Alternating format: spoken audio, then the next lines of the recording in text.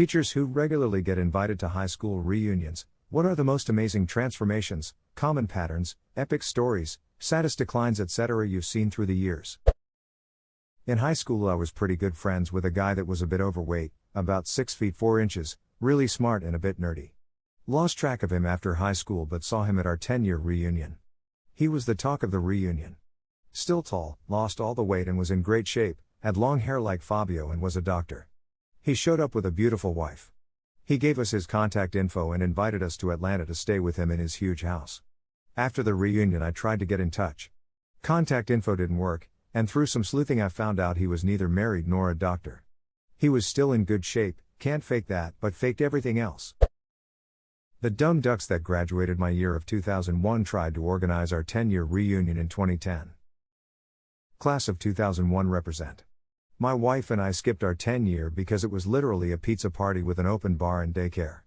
I'm not flying back for that. After the reunion there was a big meltdown on the Class FB page about how everybody was still in the same cliques as teenagers. None of the actually awesome people showed up. Maybe the 20-year will be better. Maybe the 20-year will be better. Narrator, it won't. A previous student of mine grew up in a horrible home situation. This individual was really smart and I did my best to help them apply, receive many scholarships and grants, and eventually went to an Ivy League school to get away from their abusive home life. They made it big, and I mean big time millionaire. Made their family jealous, but in the end their hard work paid off. It was great to see and I was so proud of what they'd become. Edit, the best thing was seeing them break the chain. The family had problems going back numerous generations, and to see this generation change was all worth it.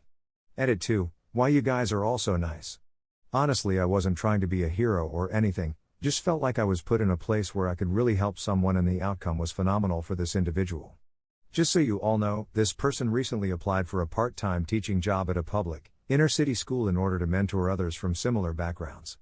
I guess karma finds a way, right? Cheers. That's amazing, seems like you're a good teacher too since you cared about that kid's life and helped him out with applications too. You can be proud of yourself too. I appreciate that, but I know many teachers who are better people than me. I'm just happy that our paths crossed in life so that I could help this person. Knowing they're happy now and living a good life is what makes it worth it for me. We still keep in touch actually. I'm their kid's godparent. This is so heartwarming. The main thing is that you cared and did more than necessary for your job to help out, and I think it's a good thing. Many teachers don't seem to give a damn about their students, and I always enjoy passionate teachers who do such things like you. Not a teacher, but I went to my 10-year reunion. Back in high school we had a kid who has Asperger's and was a little weird. He was, however, amazing at the yo-yo, having picked one up during middle school when we had the yo-yo trick assembly. After everyone else had stopped walking the dog in 8th grade, this guy was doing more and more elaborate tricks every day during lunch. He was bullied and teased, but he continued doing what he loved. So, at our 10-year reunion, people from every strata of high school popularity was there, including this guy. He was his same old self, but more confident. I asked him if he still yo-yos, and he busted out his custom-made titanium yo-yo that he said he made on a CNC lathe. He then starts to do some tricks and a large crowd gathered around. It was quite the show, he had gotten very good. When he finished, people clapped and cheered, and even the jockiest dudes from back in the day fist bumped him and told him how badass he was. The most amazing transformation was everyone else. Nobody teased him for being who he was anymore, they now admired him for being so passionate about something. I like this story, but it's still bittersweet. You get only one childhood. Used to have this one kid in my art class in senior high who treated it like one of those easy-to-pass classes.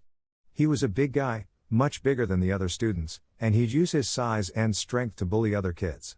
The smaller ones, he was a little bitch underneath it all.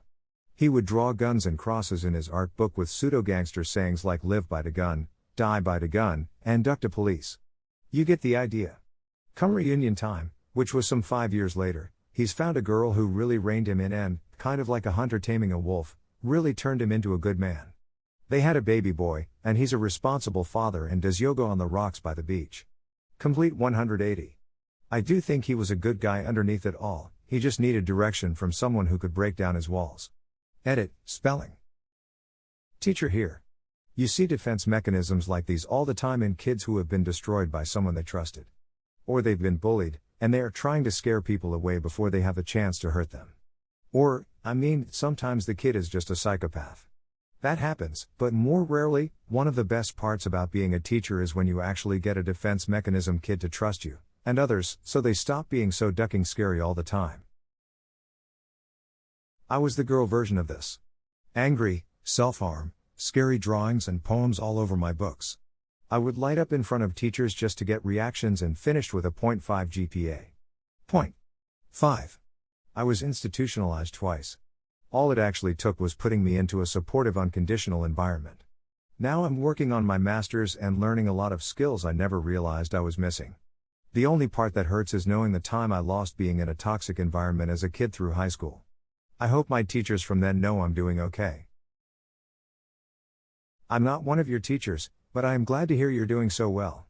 That's a huge turnaround. Good luck with your master's.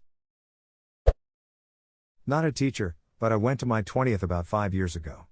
The woman organizing the event was in my class since 3rd grade, and was always bright, intelligent, charming and pretty. She was very active in high school and by all counts had a very bright future. Speaking to her at the reunion, it seemed that it happened for her.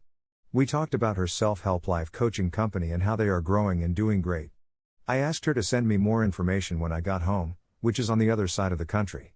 I got an email from her introducing me to her West Coast partner whose email was from the URL esplosangeles.com, which I thought sounded very contrary to what I was expecting. A quick look at their website had me immediately worried, and a short Google later I saw that they are an offshoot of the NXIVM cult that has been all over the news. The woman I was talking to, that I knew since age 8, was Lauren Salzman, who just this week pleaded guilty to holding 2 sex slaves locked in a room for 2 years. She was trying to recruit me and basically everyone at the reunion into NXIVM. I noped right out of that email conversation and have been watching everything unfold for the last 5 years. They are all looking at some serious jail time now. Edit, holy smokes. Thanks for the plunder and the karma. My biggest comment yet. Yee cake. I did not expect the ending to this. Damn. I'm glad you noped TF out of there. A former student of mine grew up in an ultra-conservative Christian home. He and his siblings were never allowed to socialize with other students during lunch and recess. Whenever they had free time at school, they had to read their Bibles. In science class, they were forbidden to learn about evolution. Every essay, short story, personal narrative, and poem he wrote for me involved some kind of Christian theme. When he graduated, he immediately enrolled in a big seminary in our area, and that was the last I heard of him until his class invited me to their 10-year reunion. This same kid showed up with sleeve tattoos, piercings everywhere, slamming beer after beer after beer and smoking like a locomotive. When I asked what he was doing now, he responded he currently was a bouncer at a strip club. I'd like to sit down and talk to that guy and hear his story. Sounds like he went on quite a journey. I still talk to him from time to time, and he says he's truly happy with his life journey simply because he made the journey himself without his mother telling him what to do. That's wonderful. It's great to see people making their own paths in life. 8 of my 438 student graduating class, 2009, have passed from opioid overdose. The reunion is this July. Do teachers get to go to high school reunions? That seems like a recipe for finding out if the English teacher really did have a dolphin tramp stamp. Edit, apparently teachers are invited. Neat. There are no formal rules. Well, obviously formal rules wouldn't apply, it's a reunion, not a dance. I have a few. One guy was this star pupil. Smart, handsome, athletic, everything. Dating the head cheerleader. Some Hallmark movie shit. They leave, go off to college, and nobody thinks he'll go wrong. Come 10 years later, she divorced him, was given the house his late grandfather built in the divorce, and lived there with her new lover while he was in a hotel. 10-year reunion happens, Hess deathly skinny and depressed. Sees the school, remembers the memories he had, goes home after reunion and kills himself. Leaving behind 2 little girls. His ex got chased out of the community last year. Death threats against her and her lover. She's trying to get in contact with people now because the lover took her money and fled back to the Philippines, and she's homeless now. Duck. I'm a middle school teacher of over 10 years, so some of my students are high school and college graduates at this point. I'm happy to say that a good number of them have reached out to me to share life stories and updates. The one student that comes to mind was confidentially suicidal from a broken home with identity issues.